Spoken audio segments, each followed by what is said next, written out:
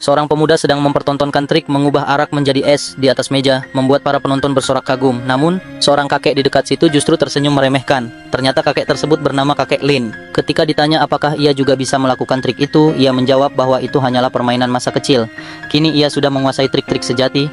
Semua orang tak percaya, tapi tiba-tiba muncul percikan cahaya dari gelas arak, tanda panggilan dari organisasi rahasia. Menyadari panggilan tersebut, sang kakek segera bersiap pergi. Namun sebelum pergi, ia ingin memuaskan rasa ingin tahu si pemuda.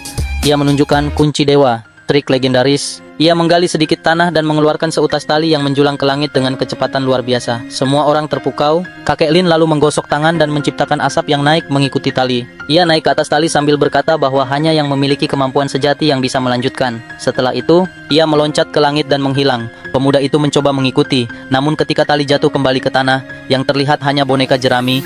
Sementara sang pemuda sendiri ditemukan duduk telanjang dan sekarat, muntah darah, meninggal secara misterius.